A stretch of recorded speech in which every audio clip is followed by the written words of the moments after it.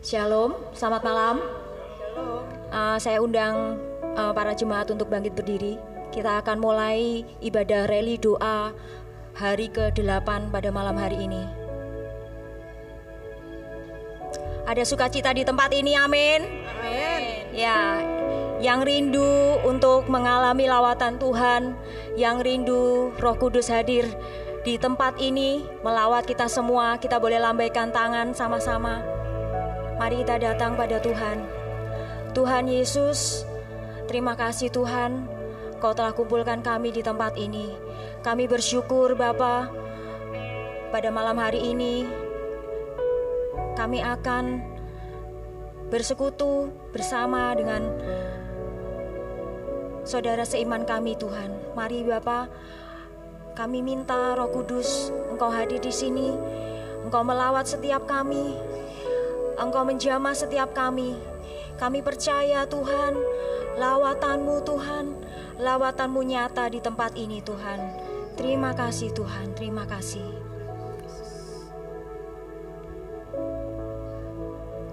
Bekerjalah ya Roh Kudus, bertatalah lebih lagi urapan-Mu, lawatan-Mu, Kaulah yang ku perlu.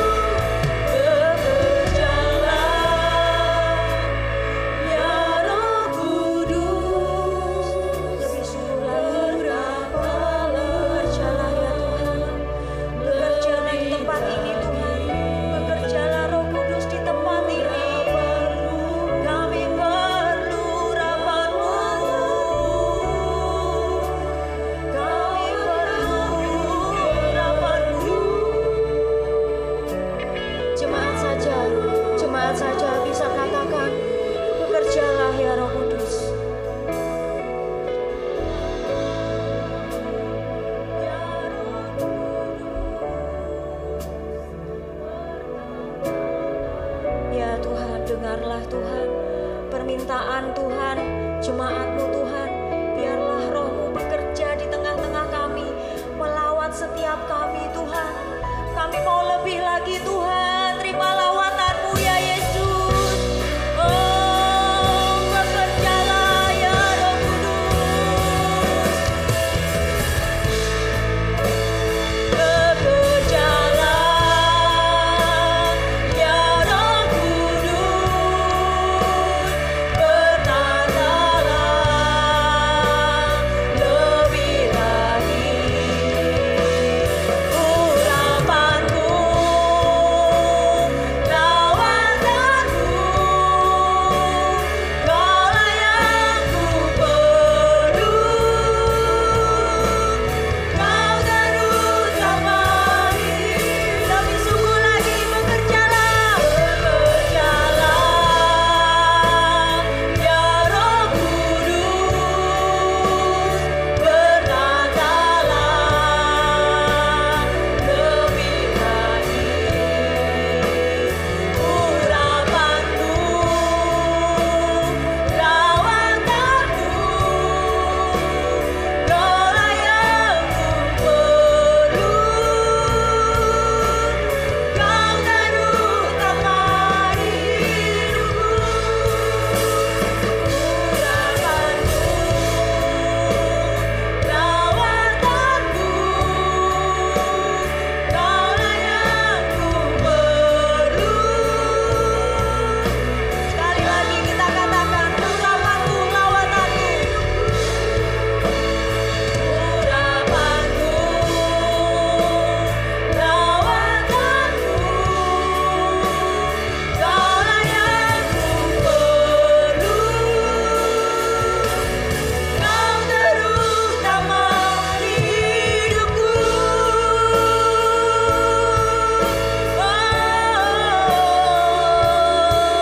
Lawatanku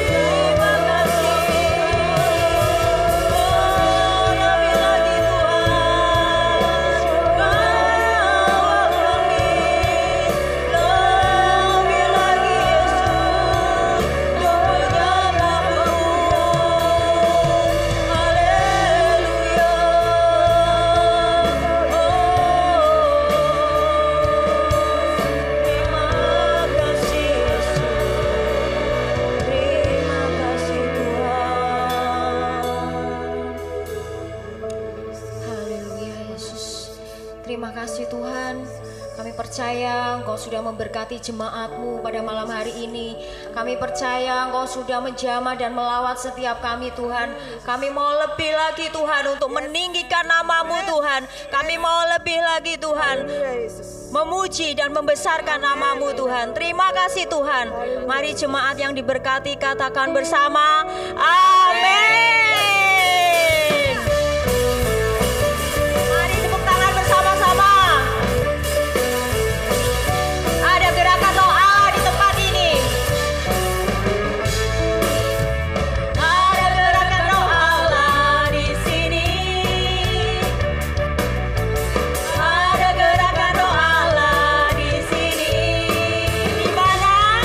Di timur, di barat, utara,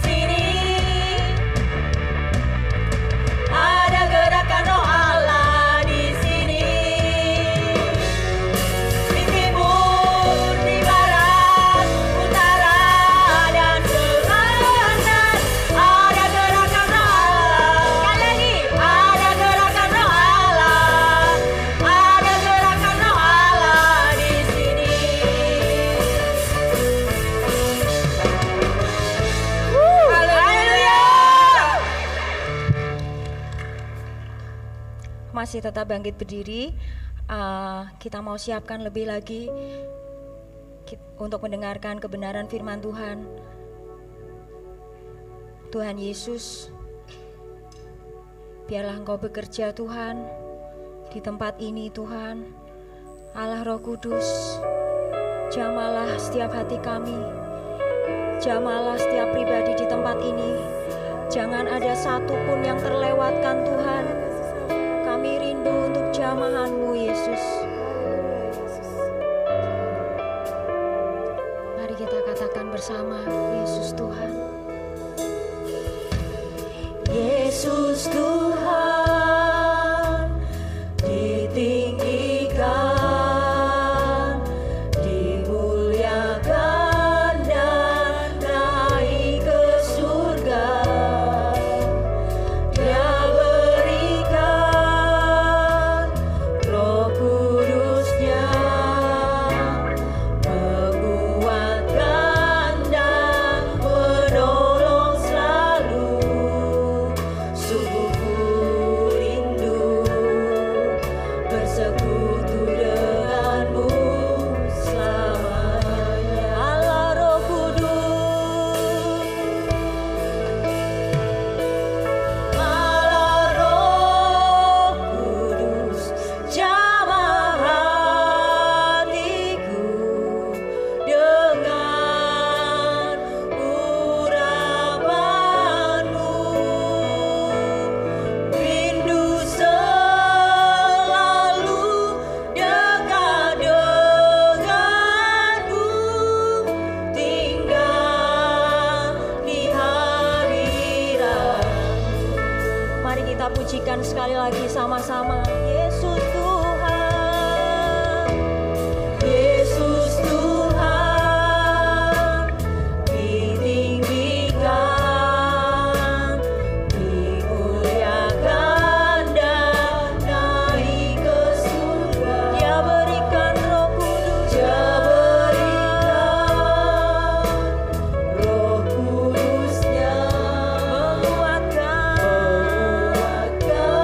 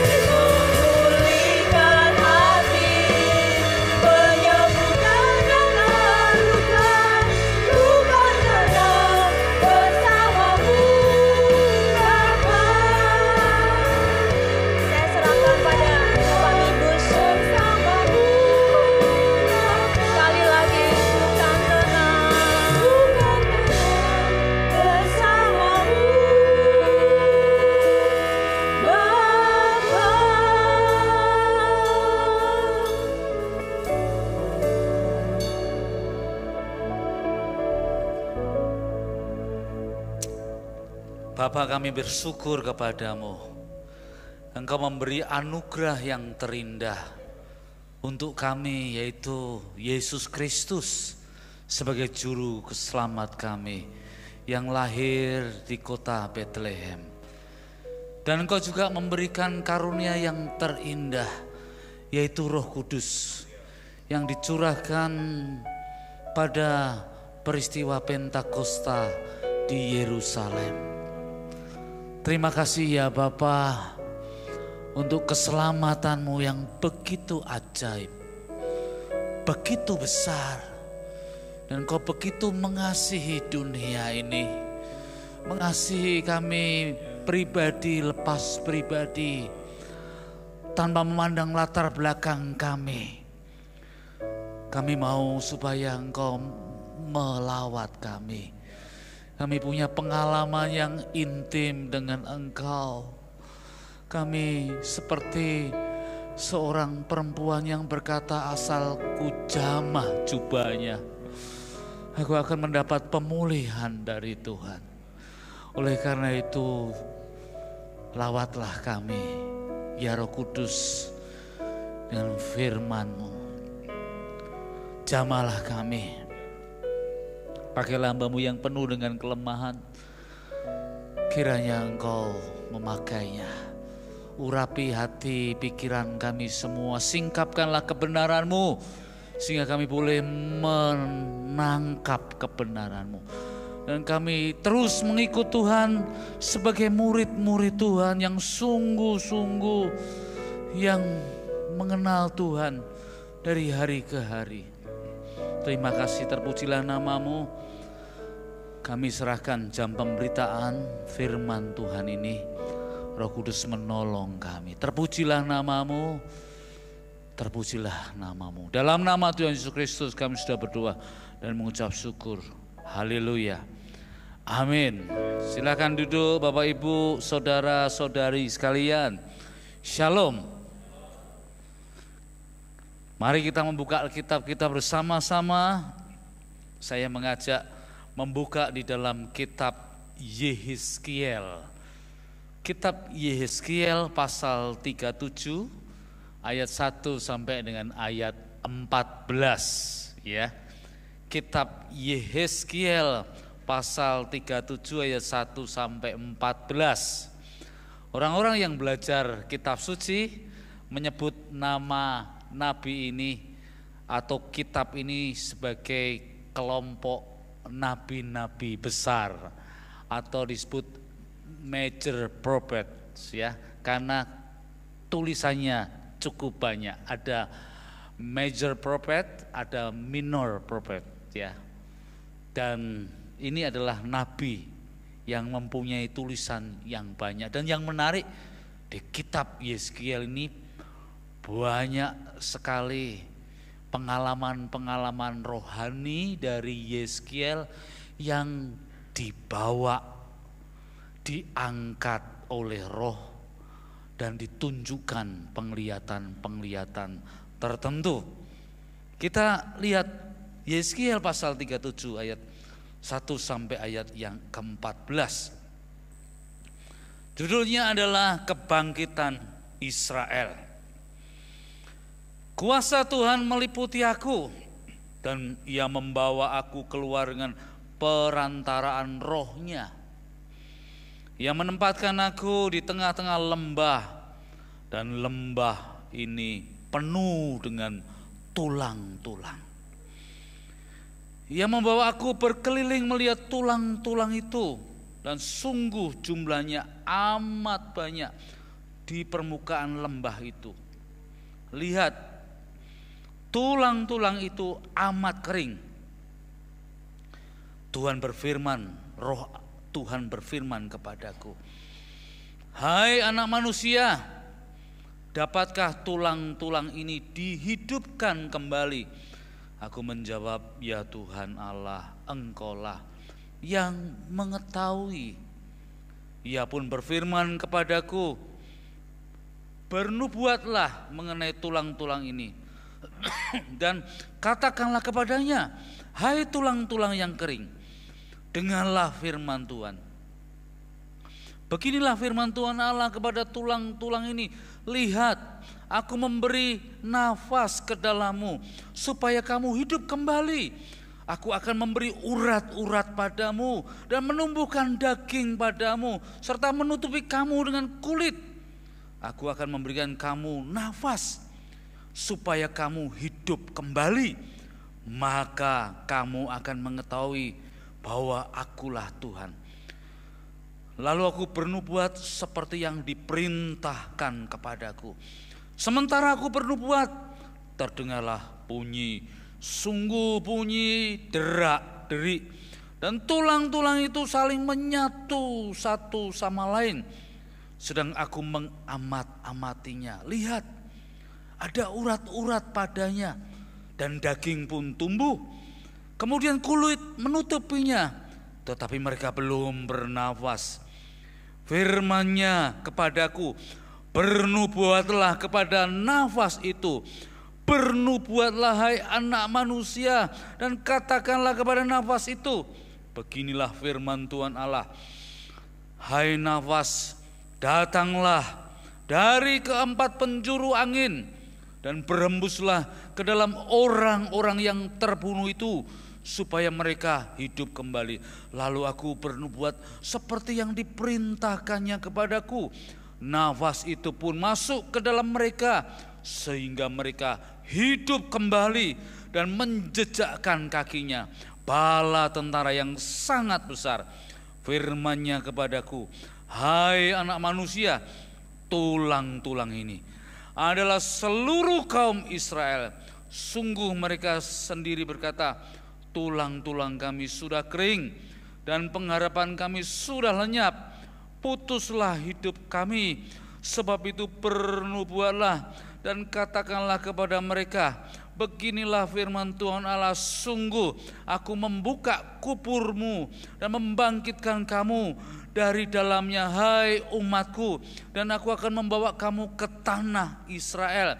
Kamu akan mengetahui bahwa akulah Tuhan ketika aku membukakan kubur-kuburmu dan membangkitkan kamu dari dalamnya, hai umatku. Aku akan memberikan rohku ke dalammu sehingga kamu hidup kembali, dan aku akan menempatkan kamu di tanahmu. Maka kamu akan mengetahui bahwa aku Tuhan yang mengatakannya dan melakukannya. Demikianlah firman Tuhan. Kitab ini ditulis oleh seorang nabi yang bernama Yehezkiel. Bapak Ibu tahu artinya nama Yehezkiel? Yehezkiel itu artinya Allah yang menguatkan. Iya. Waktu ibunya dan ayahnya mau memiliki anak ini ya, sedang ada di dalam janin, orang tuanya berdoa, besok apapun yang terjadi di dalam hidupmu, kau jalani hidup susah, payah, duka, bahagia, sukacita, ingat, namamu ditulis artinya Tuhan menguatkanmu. Dan dia dipanggil menjadi seorang nabi. Kalau seorang nabi dilihati tanda-tanda mujizat yang luar biasa, wah senang luar biasa ya. Melihat laut terbelah seperti Musa, burung-burung puyuh jumlahnya jutaan dikirim ke perkemahan, lalu batu dipukul keluar airnya. Kalau Nabi melihat perbuatan-perbuatan yang besar, yang luar biasa, wah Nabi ini pasti senang sekali. Tapi kebalikannya, Nabi Yehezkiel ini justru Nabi yang ada di dalam pembuangan. Israel dibuang jauh dari tanah perjanjian. Karena apa? Karena Israel cinta kepada berhala-berhala. hidupnya tidak lagi fokus kepada Tuhan. Pengen bawa karepnya sendiri, melawan titah Tuhan, lalu dibuang jauh, keluar dari tanah perjanjian. Semestinya di tanah perjanjian hidupnya sudah enak. Tanah itu subur, hasil anggurnya besar-besar, madunya banyak sekali, karena ada banyak pohon-pohon buah-buahan di sana. Lembu-lembu, kambing-kambing, gemuk-gemuk, hasil susunya melimpah ruah. Iya, itu tanah yang istimewa, disebut the promised land, tanah perjanjian. Tapi karena ini bangsa, meskipun pilihan Allah, tetapi tidak lagi menunjukkan ketaatannya kepada Allah. Alih-alih tunduk kepada Allah, melakukan kebenarannya, umat Israel ini melawan titah Tuhan. Maka terbuang jauh dari tanah perjanjian yang subur, yang makmur itu, tercerabut dari tanah itu, diserang oleh bangsa lain dan dijajah, ditawan, dikuasai oleh sebuah bangsa yang besar namanya Babelonia dengan raja yang hebat Nebukadnezar. Kejadiannya kapan? Kejadiannya 587 sebelum Masehi. Konghucu di Cina itu hidup sekitar tahun itu. Kalau tahu mengenai filsuf yang namanya Plato, di Yunani hidup di tahun yang sama.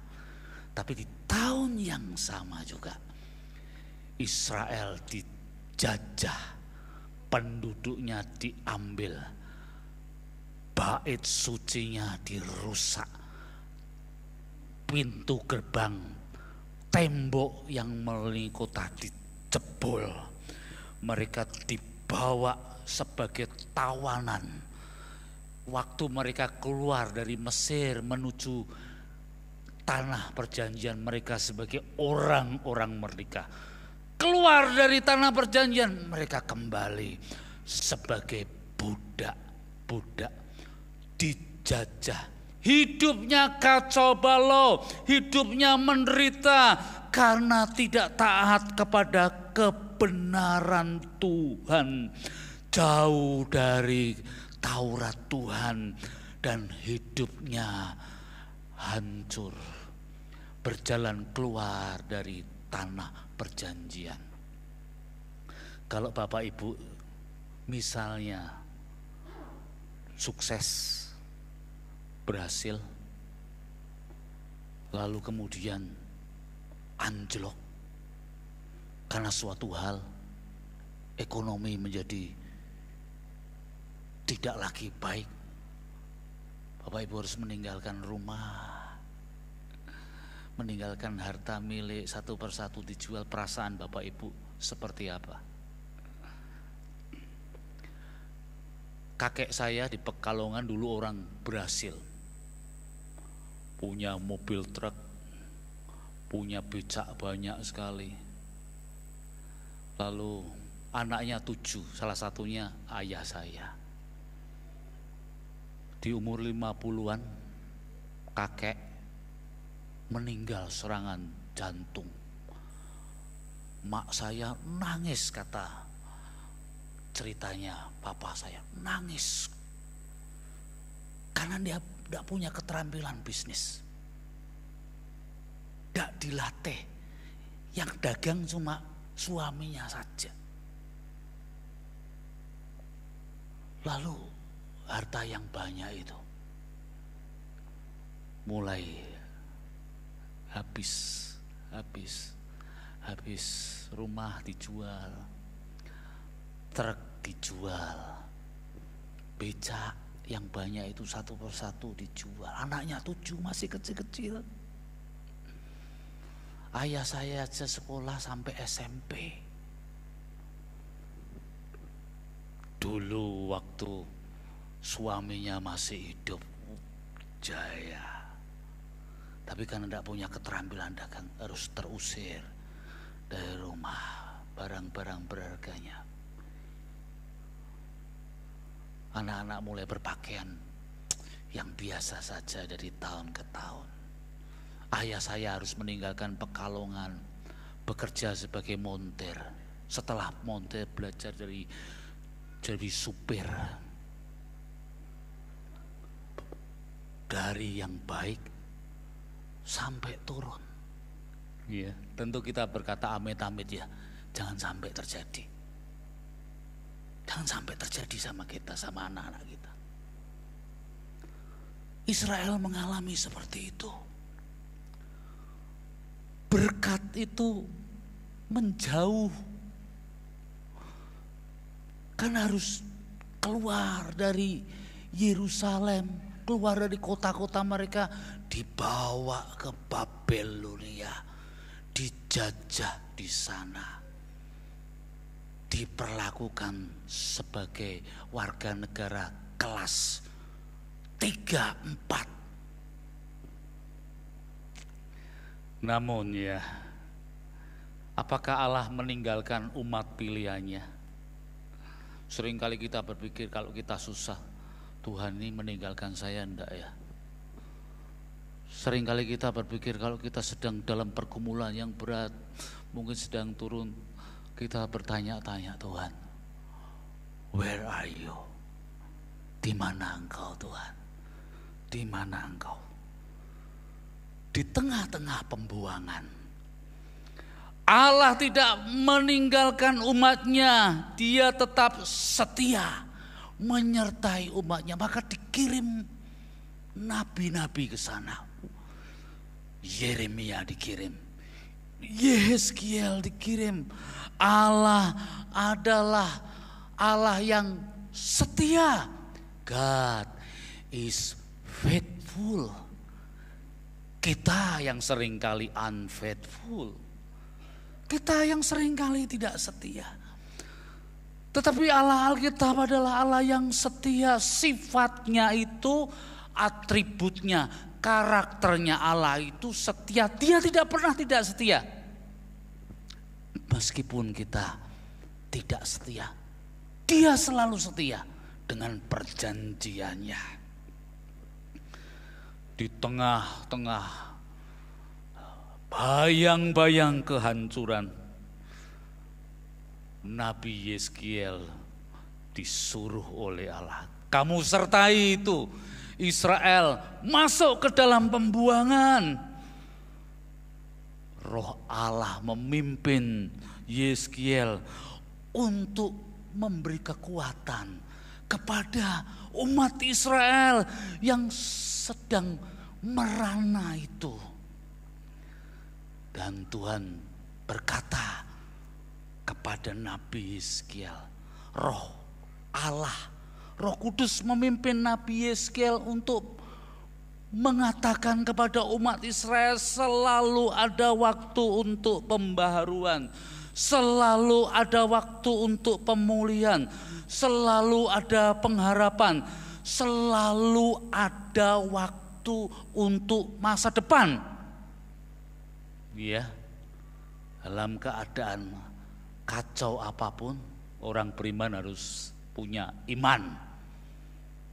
Selalu ada waktu pemulihan, selalu ada waktu pengharapan, selalu ada waktu untuk masa depan.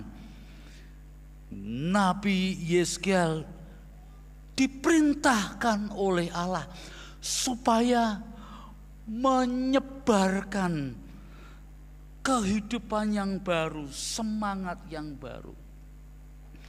Nabi Yehezkiel diberi penglihatan, dibawa oleh Roh Kudus di satu lembah, Dan lembah itu isinya tulang-tulang yang amat kering. Lembah itu diisi tulang-tulang yang berserakan. Tulang-tulang yang tidak menyatu satu dengan yang lainnya. Tulang-tulang yang bertaburan di mana-mana. Dan pandangan tulang-tulang itu pandangan yang mengerikan. Bukan mujizat yang dilihatkan, tapi tulang-tulang yang kering, yang menakutkan. Itu gambaran tentang kematian. Kalau seorang nabi diberi penglihatan yang seperti itu, pasti gemetar, pasti takut sekali. Lembah itu seperti lembah pembantaian. Memang tidak ada lagi daging, tidak ada lagi bau busuk, tidak lagi ada bau anyir, tidak ada lagi darah. Memang hanya tinggal tulang-tulang yang kering, simbol kengerian. Saya yakin Yeskiel gemetar. Iya, diberi penglihatan itu gemetar. Iya. Kalau ingat pujangga-pujangga Jawa, misalnya namanya Joyoboyo, ya, Ronggo Warsito, menulis syair-syair. Besok itu zamane bakal zaman edan, katanya. Nek ora melu edan, ora ketuman. Tapi mereka tidak melihat zaman edan ini seperti apa. Tidak melihat, cuma karya sastra saja. Zaman kalap bendu, zaman tidak genah.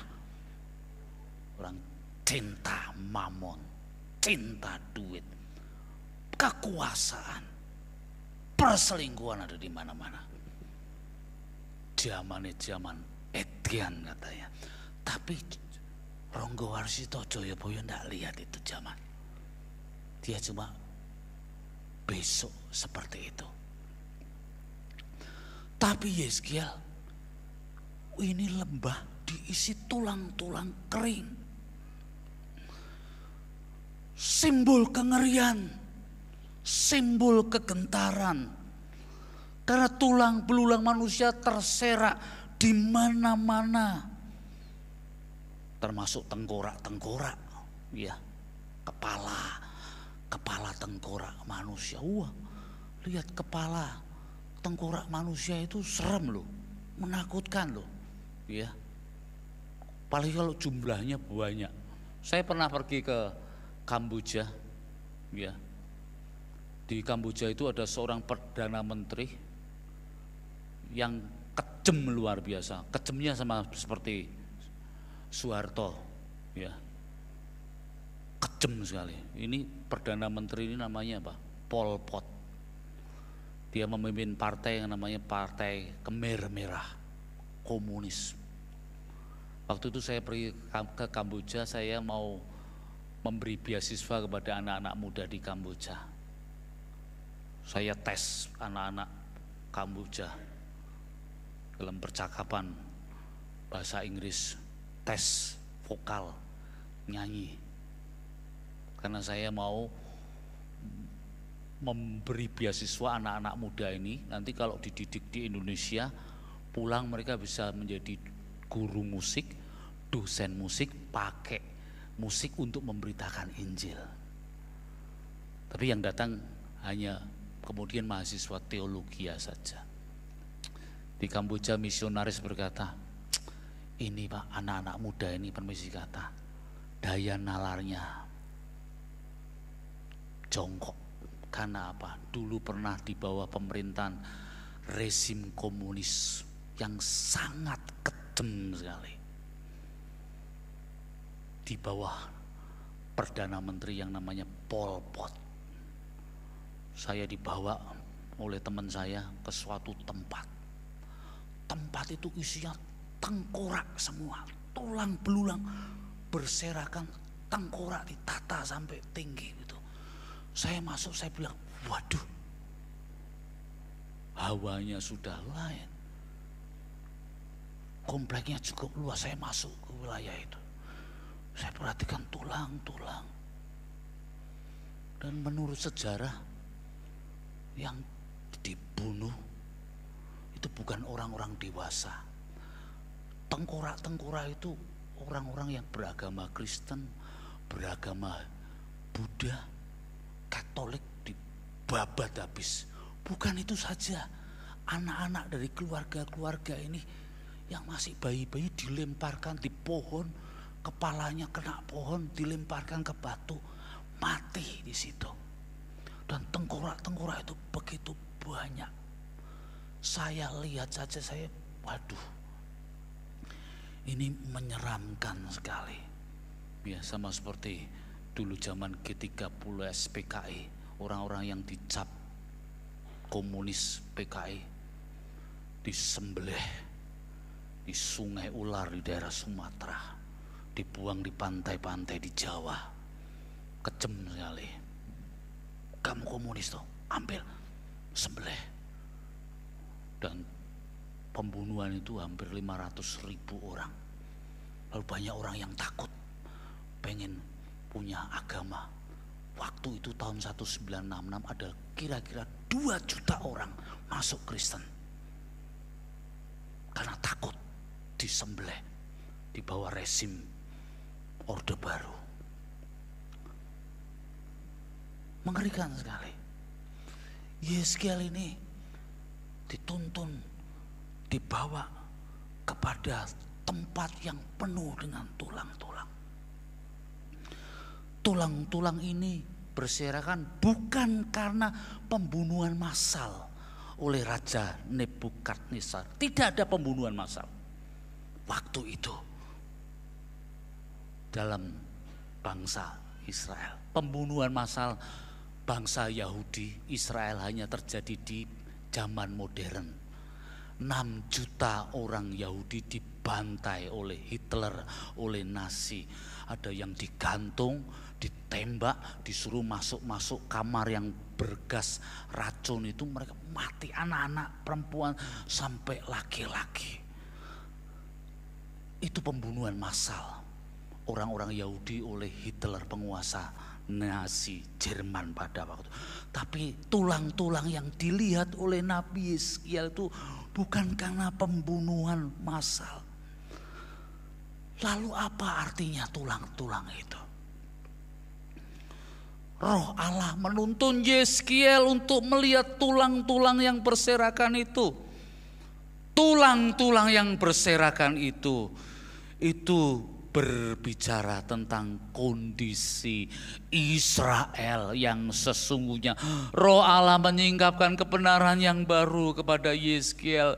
Semua realitas yang dulunya ditutup-tutupi, yang tersembunyi disingkapkan kembali. Yeskiel diberitahu tulang-tulang itu menggambarkan mengenai kehidupan rohani Israel yang bobrok, spiritualitas yang jauh dari Tuhan. Tidak ada lagi hubungannya dengan Tuhan, tidak ada relasi yang dekat dengan Tuhan. Semuanya dibukakan di depan mata Yeskiel seperti sebuah stadion olahraga yang pada malam hari diterangi oleh lampu yang ribuan watt itu loh. Terang banget. Yeskiel diberitahu ini tulang-tulang ini adalah tulang-tulang tentang orang-orang yang hidupnya tidak lagi hatinya memberi tempat untuk Tuhan. Tulang-tulang ini adalah simbol Israel yang kering rohaninya, yang hidupnya terbuang jauh, yang mana mereka tidak memegang kebenaran Allah, mereka tidak memiliki pengharapan, mereka tidak memiliki kepastian hidup, mereka terbuang jauh, tidak ada sukacita, tidak ada kegembiraan, tidak ada damai sejahtera, tidak ada kelepasan. Orang-orang yang digambarkan dengan tulang-tulang kering ini adalah orang-orang yang diliputi dengan patah semangat, dengan kesedihan, tidak berdaya, hidupnya di dalam kekhawatiran, tidak punya andalan lagi, frustasi, tidak punya kekuatan lagi untuk bangkit, seperti tulang-tulang yang berserakan.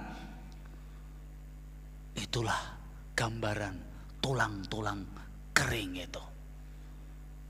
Zaman sekarang ada enggak tulang-tulang kering itu sebagai simbol kehidupan manusia? Zaman ini semakin kompleks. Iya. Era revolusi digital, hoax di mana-mana. Iya. Era di mana kompetisi di lapangan begitu kuat sekali. Tuntutan begitu tinggi. Pesaing-pesaing muncul di mana-mana.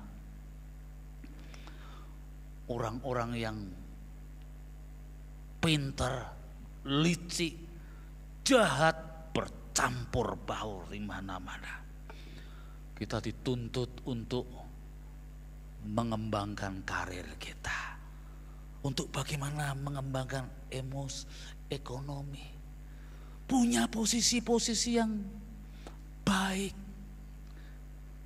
Dan tantangan muncul di berbagai macam lini kehidupan. Banyak toksik, racun di masyarakat. Banyak toksik, racun di masyarakat. Racun tentang jalan pintas yang diambil, jalan cari gampang saja iman soal yang kedua, jalan kekuasaan, cinta mamon. Manusia ditarik ke pusat-pusat yang keliru, ditarik kepada dirinya sendiri, kepada hal-hal bendawi, kepada orang-orang lain yang menjadi pusat-pusat orientasinya.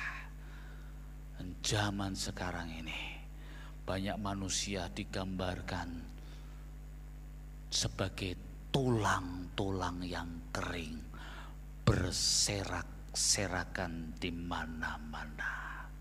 Di negara-negara yang maju seperti di Jepang dan di Korea, angka bunuh diri melaju dengan tinggi.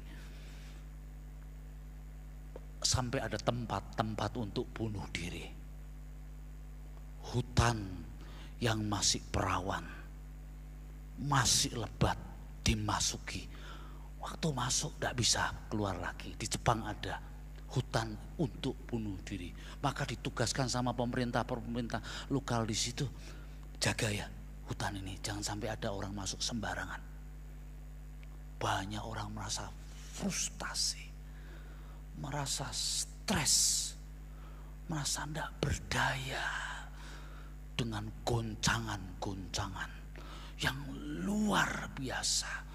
Di Jepang ada seorang kakek yang setiap hari keluar, kerjanya untuk melihat sebuah tebing di depan rumah yang agak jauh.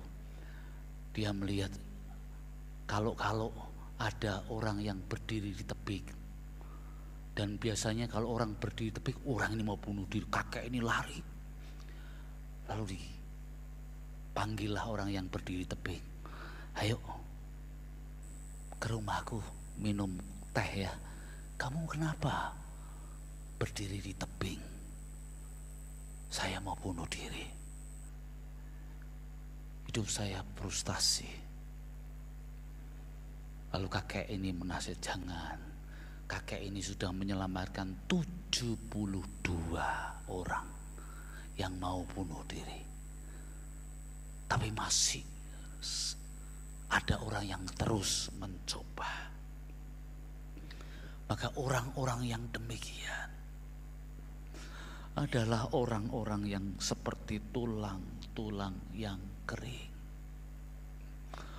No hope, no future. Tidak ada lagi harapan dan masa depan. Tidak bisa berdiri lagi, memiliki kekuatan untuk menyatu. Tidak ada roh yang menghidupkan. Maka Tuhan bertanya kepada Yeskiel, Son of Man, katanya, anak manusia, can this bone live? Dapatkah tulang-tulang ini hidup? Balung-balung iki opo bisa diuripke maneh? Apakah tulang-tulang ini bisa dihidupkan kembali? Seorang nabi tanya seperti itu. Can this bone live? Yeskiel menjawab, oh sovereign Lord, katanya, Tuhan yang maha kuasa, you alone know, katanya. Engkau sendiri yang tahu, Tuhan. Engkau sendiri yang tahu nih tulang-tulang ini bisa hidup lagi atau tidak. Hanya Engkau yang tahu.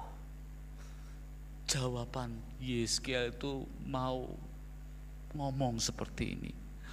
Tuhan, aku tidak punya kekuatan ini menghidupkan tulang-tulang kering orang-orang yang sedang bergumul dengan hidup yang sulit ini.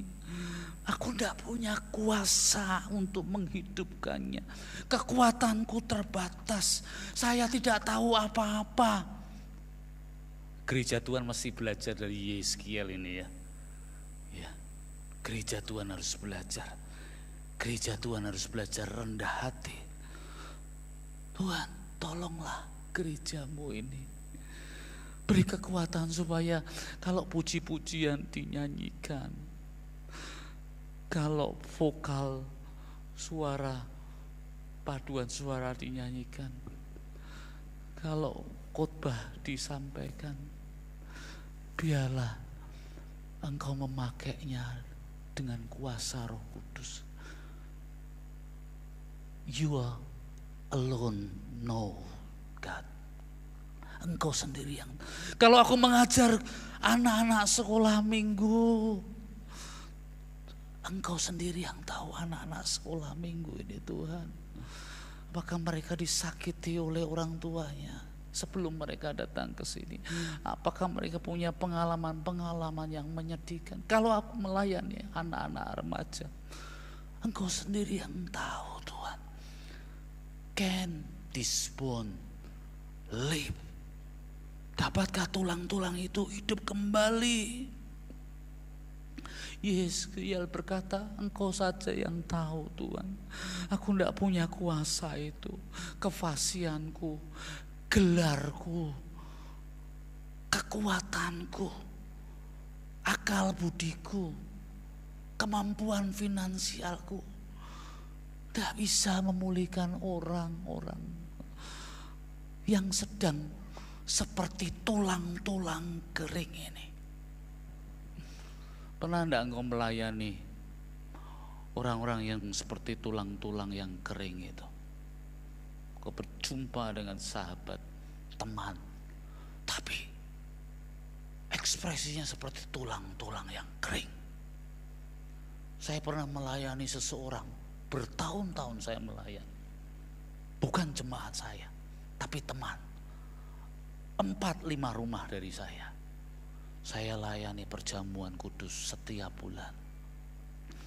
Saya kunjungi. Dia sakit. Sakitnya namanya apa? Ataksia. Ataksia ini otak kecil mengkerut. Sakit ini sakit genetika. Papahnya mati karena itu di umur 50-an tahun. Pamannya mati karena itu di umur 50 tahun. Penyakit itu menggerogoti ketika umur 40 tahun. 40 tahun. Jalan keseimbangannya sudah tidak ada. Naik motor tiba-tiba ngiri sendiri jatuh di traffic light. Terus jalan tidak bisa, kaku. Dibawa ke Penang, ke rumah sakit syariah, saraf, tidak bisa. Lama-lama pelo, tidak bisa bicara, tangannya kaku. Kalau orang yang sakit seperti ini, apa yang dirasakan di dalam dirinya? Pengennya marah terus, jengkel terus. Tunangannya melayani berapa kali pergi ke rumah saya, Pak Minggus. Aku ndak kuat Pak Minggus, ndak tahan. Diomeli, dionek-onek, kata-kata kasar, kadangkala tindakan kasar. Saya menguatkan bersama istri saya. Saya kunjungi lagi. Saya lama-lama saya pikir, ini orang berubah enggak ya? Kalau sampai mati seperti ini, perjamuan kudus yang saya layankan ini percuma enggak ya? Saya juga pikir, waduh ini bertahun-tahun saya layani, walaupun enggak bisa ngomong jelas, tapi kata-katanya masih kotor terus. Pandemi datang, saya menjaga jarak juga karena lagi merebak-rebaknya. Tapi saya memberanikan diri pergi. Saya berdoa, Tuhan, ini orang ini bagaimana? Saya tidak punya kekuatan, Tuhan. Saya tidak bisa. Saya mengkonseling juga saya terbatas, saya bilang. Lalu saya berdoa begini, ayo berdoa, ikuti saya 3 kalimat. Saya tepuk bahunya. Tuhan, beri saya belas kasihan. Ikuti saya bilang. Tuhan, dia hanya dermimil saja, beri saya belas kasihan. Kalimat yang kedua, Tuhan, ampuni dosa-dosa saya. Dia ngomong, ampuni dosa-dosa saya. Ketiga, Tuhan, selamatkan saya, selamatkan saya. Tak ulang berulang kali. Setiap kali saya kunjung, 3 bulan terakhir rupanya, 3 bulan terakhir. Saya pulang begitu saja.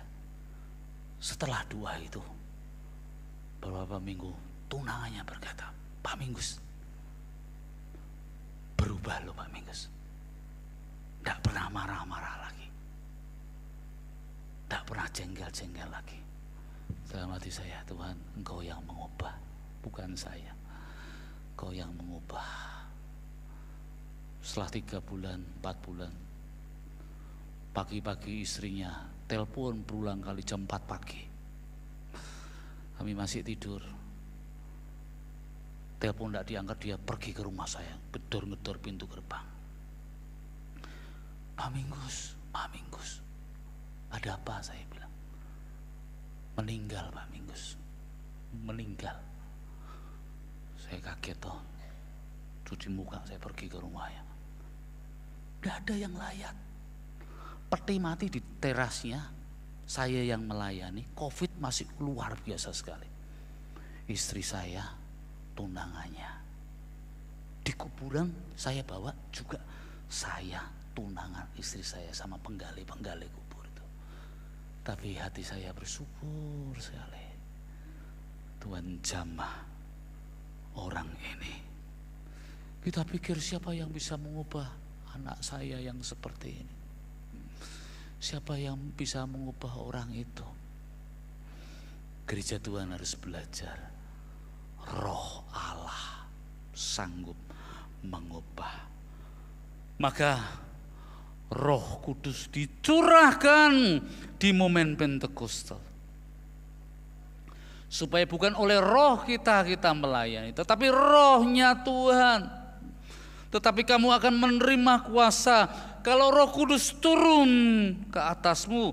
Kamu akan menjadi saksiku di Yerusalem, di seluruh Yudea dan Samaria sampai ke ujung bumi. Yang dimaksud adalah pelayanan roh yang menghidupkan. Maka Roh Allah berkata kepada Yeskiel, bernubuatlah. Lalu tulang-tulang itu berderak-derik, menyatu. Ada urat-urat, ada daging, ditutupi kulit, ada nafas yang muncul dari 4 penjuru mata angin. Lalu terbangunlah tulang-tulang itu dan membentuk sebuah laskar yang besar sekali. Itu tanda bahwa Roh Allah memberikan pemulihan, memberikan kesegaran yang baru, memberikan refreshment. Podomin reneo, aku bakal gawe ayemmu. Come to me, I will refresh you. Datanglah kepadaku, aku akan memberimu kesegaran. Wah, ini pekerjaan Roh Allah yang luar biasa. Kalau kita suntuk, kalau kita seolah-olah tidak ada lagi jalan, kita harus mengingat pekerjaan Roh Allah yang begitu besar ini. Kita berpikir ini sesuatu tidak bisa disatukan lagi. Gereja kita harus punya keyakinan bahwa yang memimpin gereja ini bukanlah pendeta, gembala.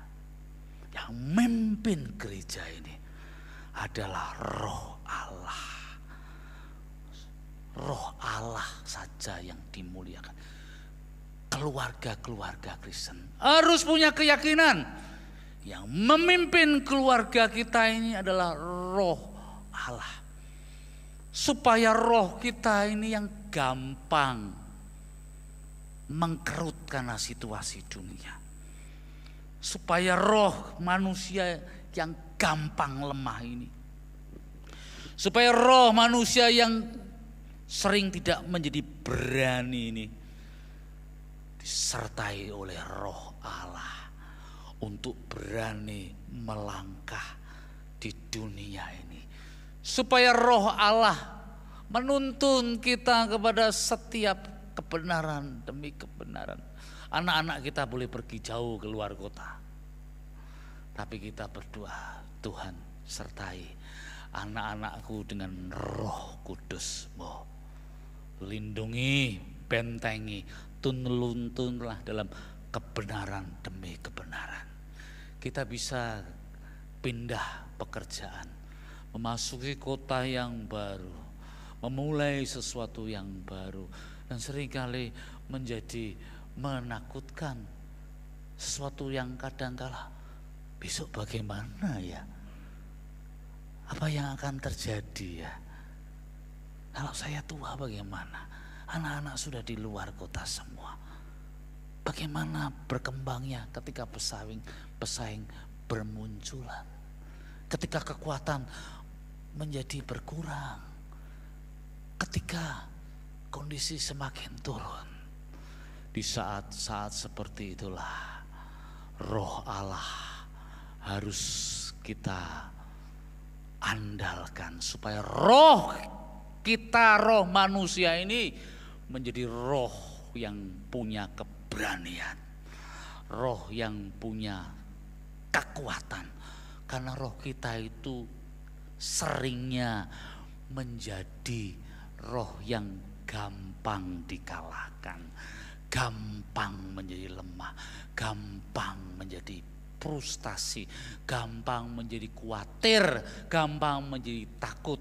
Tetapi kalau roh Allah ada di dalam kita, memberi kita pemulihan, memberi kita kekuatan yang baru, memberikan kita jaminan penyertaan untuk berjalan ke masa depan. Supaya kita disatukan kembali, tulang-tulang yang kering itu diberi urat, diberi kulit, diberi daging, dipanggilah nafas di seluruh penjuru angin, supaya diperintahkan untuk masuk ke dalam diri orang-orang percaya, yaitu roh Allah yang menjadi sumber kekuatan bagi semesta, bagi seluruh ciptaan yang secara unik diberikan kepada orang-orang beriman. Karena Roh Kudus itu tinggal di dalam hidup kita, karena kita percaya kepada Yesus Kristus sebagai juru selamat yang diutus oleh Bapa. Dan inilah karunia Roh Kudus. Betapa kita bersyukur kepada Tuhan. Tuhan, kuatkan rohku, biar zaman gonjang ganjing, mungkin pandemi yang baru akan datang. Who knows? Siapa yang tahu? Tidak ada yang tahu. Kekacauan-kekacauan secara medis bisa muncul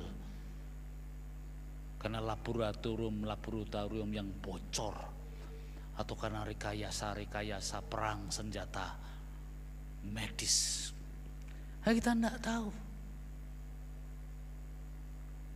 Di tengah zaman yang menakutkan, bersandarlah kepada roh Allah. Biarlah roh kita menyatu dengan rohnya. Hidup rohani kita bertumbuh di dalam pembacaan firman Tuhan, bertumbuh di dalam disiplin-disiplin rohani seperti berdoa, berpuasa, membaca kitab suci secara teratur, bermeditasi, menyanyikan kidung-kidung pujian secara komunal ataupun secara pribadi, supaya kita bangkit kembali. Hai Israel, engkau sedang di dalam pembuangan, tapi Tuhan setia. Bangkit, bangkit, bangkit lagi. Roh Allah biar menguasai rohmu. Bangkit, jangan takut, jalani hidup. Dekatlah kepada Tuhan, mendekatlah kepada sumbernya, roh kehidupan. Jangan ikut roh-roh dunia yang cemar, yang gelap, yang cinta mamon, yang cinta diri, yang cinta berhala-berhala, yang cinta kepada pusat-pusat lain yang ada di dalam. Bersandarlah kepada roh Allah, bersandarlah kepada Kristus, bersandarlah kepada Bapa.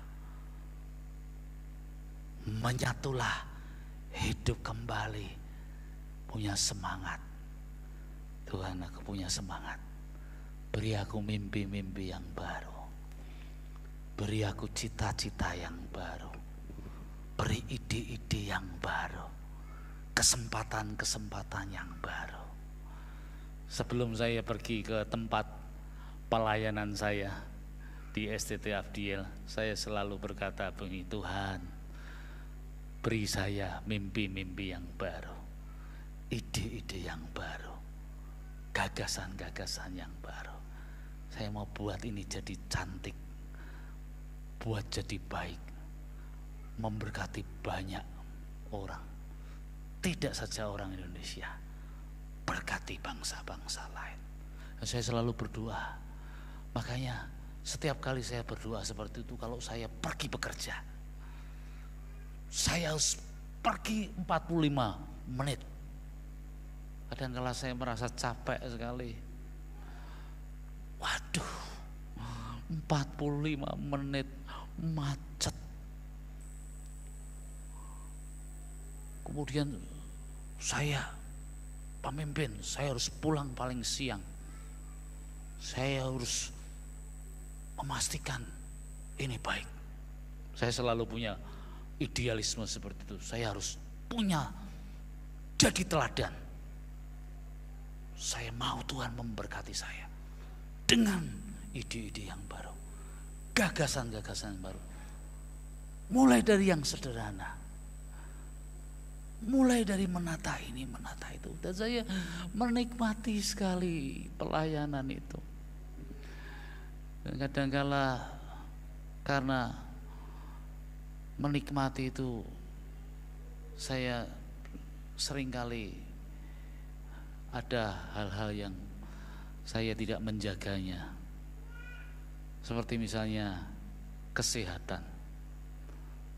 Pulang, tapi karena saya cinta, karena Tuhan memberikan saya roh Allah. Kalau kita melayani sekolah minggu dan kita berdoa, roh Allah, berikan aku hikmat-Mu untuk bagaimana melayani ini, mengembangkan ini, roh Allah.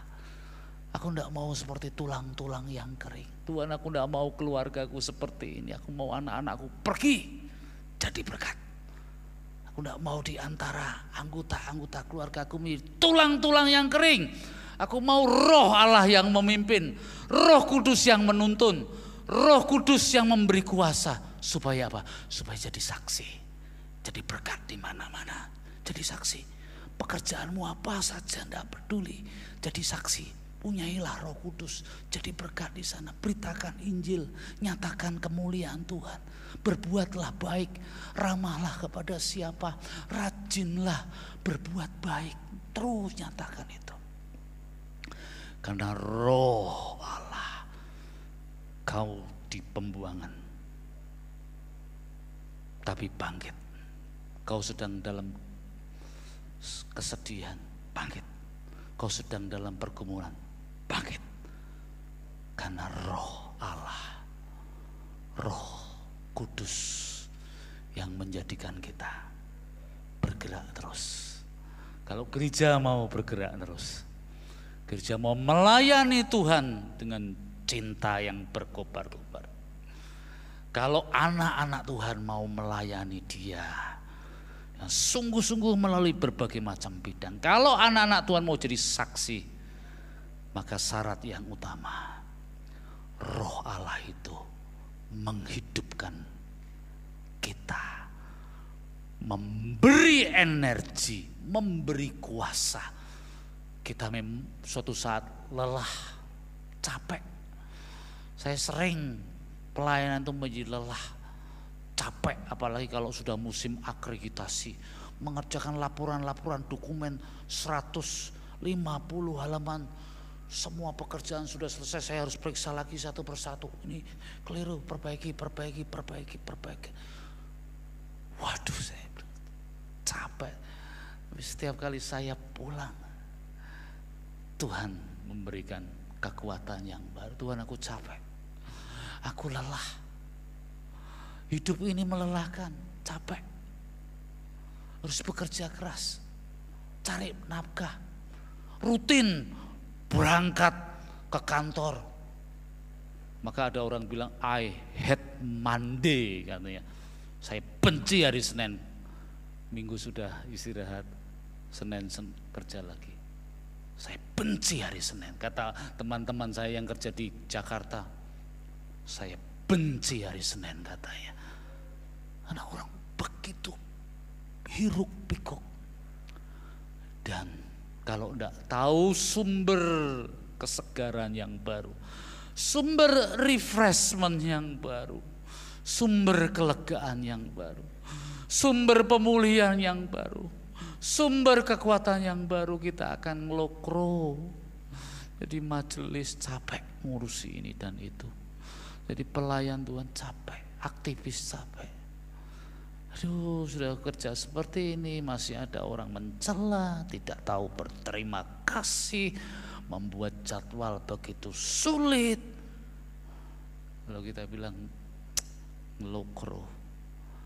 Oleh karena itu kita harus kembali kepada sumbernya, yaitu Roh Allah, Roh Kudus yang bisa menghidupkan tulang yang kering. Kalau kau mengalami kekeringan, kembalilah kepada sumber itu, Roh Allah yang menghidupkan. Bangkit, bersemangatlah, punyailah ide-ide, mimpi-mimpi yang baru, penglihatan-penglihatan yang baru, visi-visi yang segar. Apa yang harus aku lakukan ya? Tuhan beri aku kekuatan. Apa yang harus aku kerjakan di keluarga, di kantor, di pelayan? Beri aku mimpi-mimpi yang baru, supaya tulang-tulang yang kering itu bangkit lagi dengan kekuatan yang dari Tuhan. Kiranya Tuhan memberkati kita. Amin. Mari kita nyanyikan pujian Roh Allah yang hidup penuhiku. Roh Allah yang hidup penuhiku. Ya, kita nyanyikan pujian ini. Saya minta singer untuk maju, musik pelan. Roh Allah yang hidup penuhiku.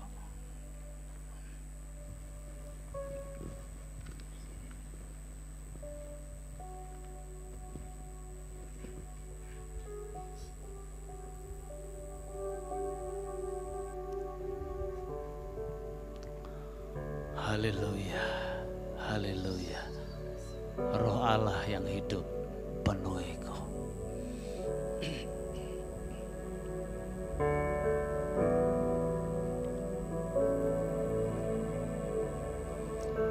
Roh Allah yang hidup penuhiku. Amin. Roh Allah, Roh Allah yang hidup pulihkanku. Turunlah urapan, turunlah urapan ke atasku. Membangkitkan kuasa. Roh Allah yang hidup. Ulangi lagi. Roh Allah yang hidup penuhiku. Roh Allah yang hidup pulihkanku. Turunlah urapan ke atasku. Membangkitkan kuasa-Mu, membebaskan hantu yang terbelenggu, memulihkan hati mereka yang terluka, serta mencelihkan mata yang buta. Jadikan hidupku Allahku dipenuhi urapan baru, menyatakan kebesaran kuasa-Mu. Biar musik saja.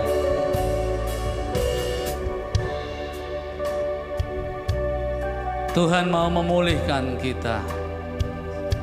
Kalau ada di antara kita mengalami seperti yang digambarkan dalam penglihatan Nabi Yeskia,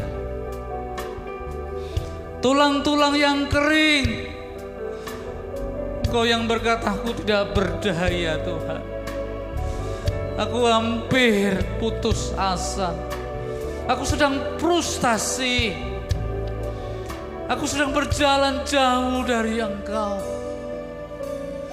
semangat melayaniku turun, cintaku kepada Tuhan dia lagi berkobar-kobar, hidup keluargaku mulai terasa hambar, dan aku mau Tuhan memperbarui aku. Aku mau Roh Allah memperbarui aku.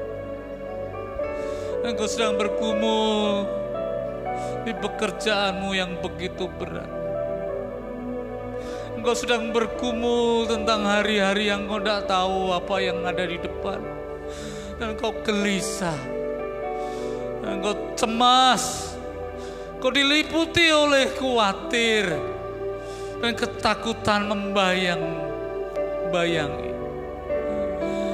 Dan tanpa dirasakan engkau seperti tulang-tulang yang kering itu. Engkau tulang-tulang yang berserak-serakan di lembah. Hidupmu tidak jelas mana yang mau kau tuju, karena pusatnya bukan Roh Kudus, tetapi pusatnya adalah dirimu sendiri. Pusatnya adalah benda-benda. Pusatnya adalah yang lainnya. Dan malam hari ini Roh Kudus berbicara kepadamu dan kepada saya. Kita mau diperbaharui. Kita mau dipulihkan. Kita mau diberi pengharapan yang baru. Diberi keyakinan roh, kita mau dikuatkan. Saya mau berdoa, yang mau didoakan angkat tanganmu. Yang mau didoakan angkat tanganmu. Ya Tuhan, Engkau melihat anak-anak-Mu yang mengangkat tangan. Jamalah mereka. Lawatlah satu persatu dengan Roh Allah yang kudus. Hamba-Mu tidak tahu apa yang ada di dalam pikiran mereka, dalam hati mereka. Tapi hamba-Mu berdoa, anak-anak-Mu yang mengangkat tangan, refresh kembali, segarkan kembali, pulihkan kembali ya Tuhan. Jamalah, lawatlah dengan Roh Kudus-Mu, bawa kesegaran yang baru. Kirimkanlah nafas yang baru dari 4 penjuru mata angin, yaitu Roh Kudus yang menguatkan kembali mereka. Jamalah, lawatlah. Jamalah, lawatlah. Turunkan tangan Bapak Ibu sekalian. Kepada kami semua, kuatkan roh kami yang sering lemah ya Tuhan. Kuatkan dan beri keberanian roh kami untuk hidup dan tinggal dalam kebenaran Allah. Roh Kudus, terus segarkan, beri kelegaan, beri mimpi-mimpi yang baru, beri visi yang baru, penglihatan-penglihatan, nubuat-nubuat yang baru, kesembuhan-kesembuhan, pemulihan-pemulihan, tanda-tanda, keajaiban-keajaiban, mujizat-mujizat. Roh Kudus, curahkanlah itu semua dalam hidup kami, supaya kami menjadi saksi-saksi-Mu di mana saja kami berada.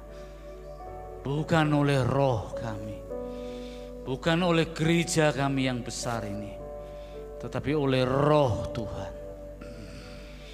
oleh Roh Allah, oleh Roh Kudus. Beri gereja ini Roh Kudus, Roh Allah, supaya setiap pelayan Tuhan melayani dengan sungguh-sungguh cinta Tuhan, punya kreativitas yang baru, inovasi yang baru, peluang-peluang yang baru. Berkati para majelis, para pendeta, mereka boleh melayani, memberi yang terbaik kepada sidang jemaat.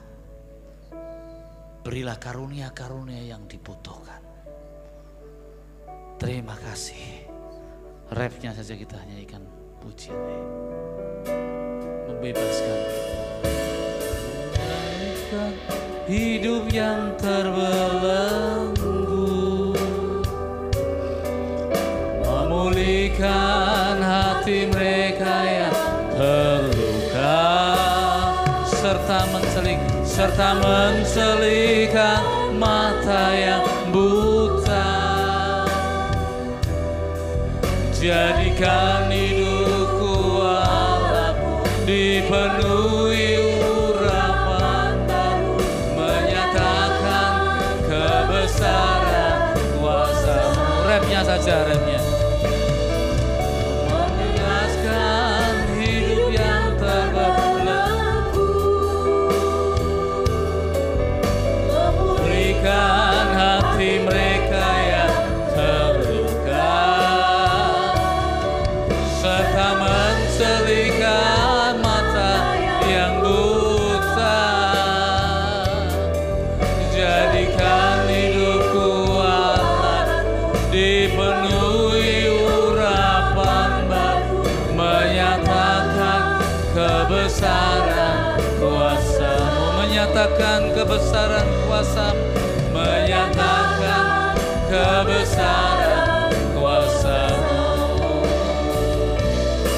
menyatakan kebesaran kuasa-Mu.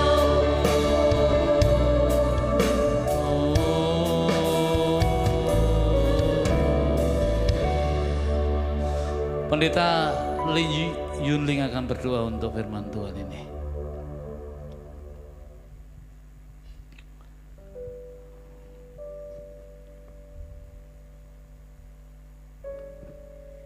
Kami bersyukur kepadamu ya Tuhan, Engkau sungguh hadir di tengah kami malam hari ini. Engkau sudah melawat dan memberkati kami dengan firman Tuhan, firman yang hidup, yang sanggup untuk mengubah kehidupan kami. Terima kasih ya Roh Kudus, kami menyerahkan kehidupan kami mulai malam hari ini dan seterusnya untuk kami hidup di dalam pimpinan Roh-Mu. Berkati hamba-Mu yang telah menyampaikan kebenaran firman-Mu ya Tuhan. Di dalam nama Tuhan Yesus Kristus kami mengucap syukur dan berdoa. Amin.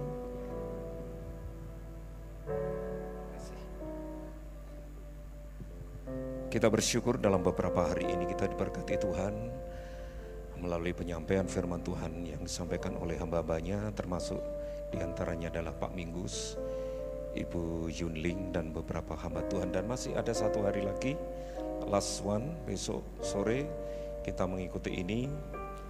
Jangan lewatkan untuk terus mendapat peneguhan kuasa firman melalui reli doa ini. Sekedar mengingatkan bagi wanita, seksi wanita, Jumat depan kembali kepada habitat masing-masing melalui ibadah seksi wanita di lantai 1 jam 4:30. Jadi seksi wanita kembali beribadah seperti biasa hari Jumat jam 4:30 di lantai 1 dengan petugas, kalau tidak salah pemimpin pujian Ibu Leoni, yang membawakan firman Ibu Delima. Betulkah? Seperti itukah Ibu Jenny kah? Iyakah? Terima kasih.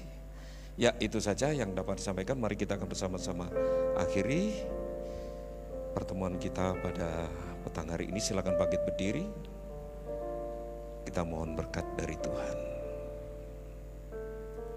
Terima kasih Tuhan untuk malam hari ini kembali kebenaran firman-Mu meneguhkan kami untuk senantiasa memiliki kerinduan menghidupi roh dan hidup di dalam roh, dan roh itu, Roh Kudus itu menghidupi hidup kami.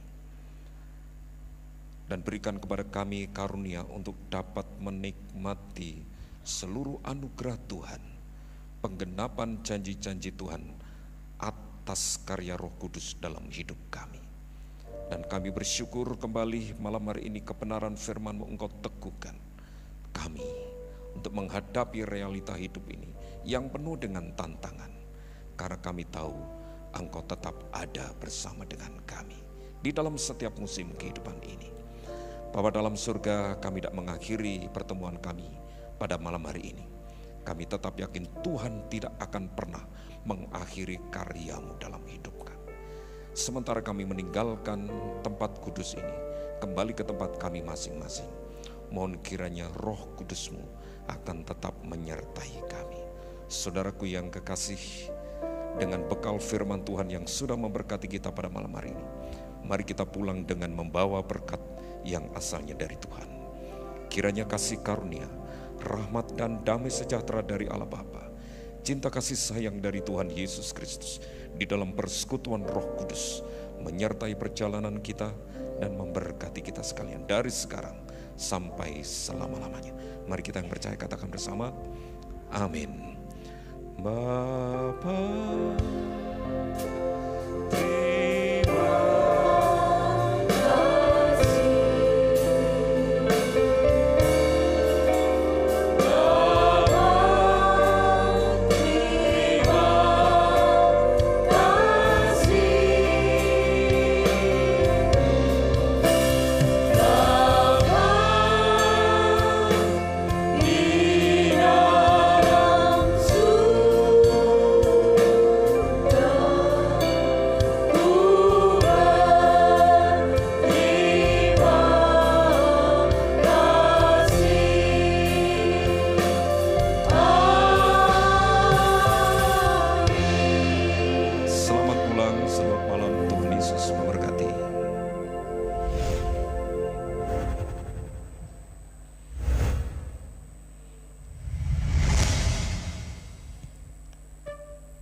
ada tea time di lantai